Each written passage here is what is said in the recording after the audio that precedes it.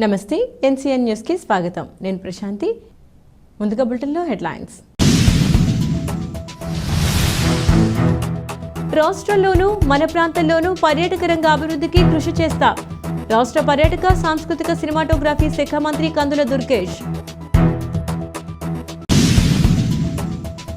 ప్రజలు పెద్ద ఎత్తున ఓట్లు వేసి అత్యధిక మెజార్టీ ఇచ్చి గెలిపించారని, పారదర్శకంగా జవాబుదారీతనంతో నిరంతరం ప్రజల మధ్యనే ఉంటూ వారి సమస్యలను తెలుసుకుని పరిష్కరించడం జరుగుతుందని రాష్ట్ర పర్యాటక సాంస్కృతిక సినిమాటోగ్రఫీ శాఖ మంత్రి కందుల దుర్గేష్ అన్నారు. రాష్ట్ర పర్యాటక సాంస్కృతిక సినిమాటోగ్రఫీ మంత్రిగా నూతనంగా పదవి బాధ్యతలను చేపట్టి తొలిసారిగా రాజమహేంద్రవరం నగరానికి విచ్చేసిన కందుల దుర్గేష్కు స్థానిక ప్రజాప్రతినిధులు, పలువురు అధికారులు, ప్రజలు శుభాకాంక్షలు తెలియజేస్తూ స్వాగతం పలికారు. ఈ సందర్భంగా మంత్రి కందుల దుర్గేష్ స్థానిక ఆర్ఎండ్బి అతిథి గృహంలో ఏర్పాటు చేసిన పాత్రికేయుల సమావేశంలో మాట్లాడుతూ రాష్ట్ర ముఖ్యమంత్రి నారా చంద్రబాబు నాయుడు పదవి బాధ్యతలు చేపట్టిన వెంటనే 16,000 పైగా ఉద్యోగుల భర్తీ ఫైలుపై సంతకం చేశారన్నారు. అదేవిధంగా ఇచ్చిన హామీలకు సంబంధించి 5 ఫైళ్లపై తొలి సంతకాలు చేశారని అన్నారు. తొలి కేబినెట్లో ఎన్నికల్లో ప్రజలకు ఇచ్చిన హామీలపై చర్చించి అమలు చేయడం జరుగుతుందన్నారు. నిడదవోలు నియోజకవర్గ శాసనసభ్యునిగా నియోజకవర్గ సమస్యలు పరిష్కరించడంపై అత్యంత ప్రాధాన్యతను ఇవ్వడం జరుగుతుందన్నారు. పర్యాటక రంగంలో గుజరాత్, రాజస్థాన్ ఎంతో అభివృద్ధి చెందాయన్నారు. మన రాష్ట్రంలోనూ మన ప్రాంతంలోనూ పర్యాటక రంగం అభివృద్ధికి సంబంధించిన అన్ని వనరులు ఉన్నాయని, ఆ దిశగా కృషి చేస్తామన్నారు. సినిమా రంగం ఎక్కువ మందిని ప్రభావితం చేస్తుందని, సినిమాటోగ్రఫీ మంత్రిగా సినిమా రంగం అభివృద్ధికి కృషి చేస్తానని మంత్రి తెలిపారు. ఈ పాత్రికేయుల సమావేశంలో పలువురు ప్రజాప్రతినిధులు తదితరులు పాల్గొన్నారు. రికార్డు స్థాయిలో హౌస్ అరెస్టులు చేసిన రికార్డు కూడా జగన్మోహన్ రెడ్డి గారికి దక్కుతుంది. మీరు ఎందుకు అన్ని లక్షల ఉద్యోగాలు ఇస్తామని చెప్పి ఎందుకు ఇవ్వలేదు? దాని మీద మేము ఎంప్లాయ్మెంట్ ఎక్స్చేంజ్ల దగ్గరికి వెళ్ళి ఒక వినతి పత్రం ఇస్తామంటే మమ్మల్ని హౌస్ అరెస్ట్ చేసినటువంటి దౌర్భాగ్య ప్రభుత్వం అది. ఇవాళ మేము మీ అందరికీ, మీ ద్వారా ప్రజలందరికీ మనవి చేస్తున్నాం. ఖచ్చితంగా ఇలాంటి దుర్మార్గపు విధానాలకి స్వస్తి పలుకుతాం. ప్రజాస్వామ్య బద్ధంగా పరిపాలన చేయడానికి సిద్ధంగా ఉన్నాం అనేటువంటి మాటని ఈ ఆంధ్రప్రదేశ్ రాష్ట్ర మంత్రిగా నేను కూడా అందులో భాగస్వామిని కనుక ఈ మాట చెప్తున్నాను. అదేవిధంగా మరొక మాట, ఒక పక్కన నిడదవోలు నియోజకవర్గం శాసనసభ్యునిగా నియోజకవర్గం యొక్క సమస్యలు పరిష్కరించడం నాకు అత్యంత ప్రాధాన్యత కూడినటువంటి అంశం. దాంతోపాటు వాళ్ళ టూరిజం, సాంస్కృతిక శాఖ మరియు సినిమాటోగ్రఫీ ఈ 3 విభాగాలకి సంబంధించినటువంటి మంత్రిత్వ శాఖకి మంత్రిగా నాకు ముఖ్యమంత్రి గారు పవన్ కళ్యాణ్ గారు ఇచ్చారు కనుక ఆ శాఖకు సంబంధించి మన ప్రాంతంలో ఏం చేయాలి, రాష్ట్రంలో ఏం చేయాలి ఈ అంశాల మీద దృష్టి పెడతాను. ముఖ్యంగా టూరిజం అనేది ఇవాళ చాలా రకాలుగా ప్రఖ్యాతి సంపాదించుకుంటున్నటువంటి ఒక ప్రత్యేకమైన అంశం. కేవలం మన దగ్గర మాత్రమే కాదు, ఇవాళ గుజరాత్ వెళితే అక్కడ ఇతరత్ర పెద్ద సౌకర్యాలు లేకపోయినా గుజరాత్ని అద్భుతంగా టూరిజానికి ఒక హబ్గా తయారు చేశారు. అదేవిధంగా రాజస్థాన్ వెళితే అక్కడ మనకి చూస్తే పూర్తిగా ఎడారి ప్రాంతం అయినా సరే ఇవాళ టూరిజం పాయింట్ ఆఫ్ వ్యూలో ఎవరైనా వెళ్ళాలంటే రాజస్థాన్ వెళ్ళాలనేటువంటి మాట వినబడతా ఉంది. మనకి అన్ని వనరులు ఉన్నాయి. పక్కన సుందరమైనటువంటి గోదావరి, అటుపక్క కృష్ణానది, ఆ పక్కన పెన్నా నది, వీటి పరివాహక ప్రాంతంలో అనేక గ్రామాలు, పట్టణాలు ఉన్నాయి. వీటన్నిటి దగ్గర కూడా మనం పర్యాటకాన్ని అభివృద్ధి చేయడానికి అవకాశం ఉంది.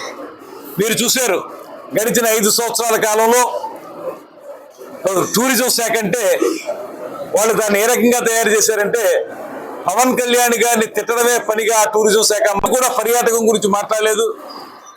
పవన్ కళ్యాణ్ గారిని వ్యక్తిగతంగా దూషించడమే పర్యాటకానికి సంబంధించినటువంటి అంశమేమో అని కొంతమంది పర్యాటకం అంటే తెలియని వాళ్ళకి అనిపించే విధంగా ఆవిడ ఉన్నంత కాలం కూడా మంత్రిగా అదే పనిగా ఆవిడ పనిచేసినటువంటి సందర్భాన్ని చూస్తాం. అలా కాకుండా నాకు తెలిసి ముఖ్యమంత్రి గారికి కూడా టూరిజం అనేది ఆయన చాలా ఫేవరెట్ సబ్జెక్ట్. ముఖ్యమంత్రి గతంలో చేసినప్పుడు కూడా ఆయన టూరిజాన్ని డెవలప్ చేయాలని, టెంపుల్ టూరిజం కానివ్వండి, ఎకో టూరిజం కానివ్వండి, ఇలాంటివన్నీ కూడా డెవలప్ చేయాలనేటువంటి ఆలోచనలు ఆ రోజుల్లో ఆయన చేశారు. దాన్ని కూడా ఉపయోగించుకుని ఇప్పుడు ఇవన్నీ చెప్పడం అనేది 2 ఇయర్లీ అవుతుంది. ఇంకా ఆ శాఖ ఏ రకంగా ఉందనేటువంటిది ఇంకా చూడాలి. ఇంకా మేము 4-3 రోజులే అయింది ఇదంతా. అన్నింటినీ సమగ్రంగా పరిశీలించి ఇప్పుడు కలెక్టర్ గారు వస్తే కూడా అదే చెప్పాను. ఒక పక్కన నిడదవోలు నియోజకవర్గాన్ని అభివృద్ధి చేసే విషయంలో సహకరించండి. అదేవిధంగా మా శాఖకి సంబంధించినటువంటి పర్యాటకం అభివృద్ధి చెందడానికి గోదావరి పరివాహక ప్రాంతంలో తూర్పుగోదావరి జిల్లాలో ఏ రకంగా చేయొచ్చో కూడా చెప్పండి అనేటువంటి మాట వారికి చెప్పడం జరిగింది. వీటన్నిటి మీద కూడా ఒక సమగ్రమైనటువంటి అధ్యయనం చేసి వీటన్నిటి ద్వారా రాబోయే రోజుల్లో సుపరిపాలన అందించడానికి మేమందరం సిద్ధంగా ఉన్నాం అనేటువంటి మాట మనం చేస్తున్నాను. మరో ముఖ్యమైన అంశం, మొన్న జరిగినటువంటి మాకు ఎమ్మెల్యేలతోనూ మంత్రులతోనూ జరిగినటువంటి మీటింగ్లో పవన్ కళ్యాణ్ గారు కానీ అదేవిధంగా చంద్రబాబు నాయుడు గారు కానీ ఒక మాట స్పష్టంగా చెప్పారు. ఎక్కడా కూడా మనం వాళ్ళు ఆ రకంగా కక్ష సాధింపు చర్యలు చేశారు కనుక మనం కూడా ఆ పందాలో వెళ్ళాలనే ఆలోచన మనం చేయొద్దు. మనం ప్రజాస్వామ్యయుతంగానే వెళదాం. కానీ తప్పు చేసిన వాళ్ళని ఉపేక్షిస్తే ఆ తప్పు అలవాటుగా మారిపోతుంది. అలవాటుగా మారిపోకుండా ఉండడానికి చట్టబద్ధంగా ఏం చేయొచ్చో అది మాత్రం చేద్దాం. అంతేగాని మనం కక్ష సాధింపుకి ఎవరి మీద ఏ రకమైన కార్యక్రమం చేయొద్దు అనేటువంటి మాట వారు చెప్పడం జరిగింది.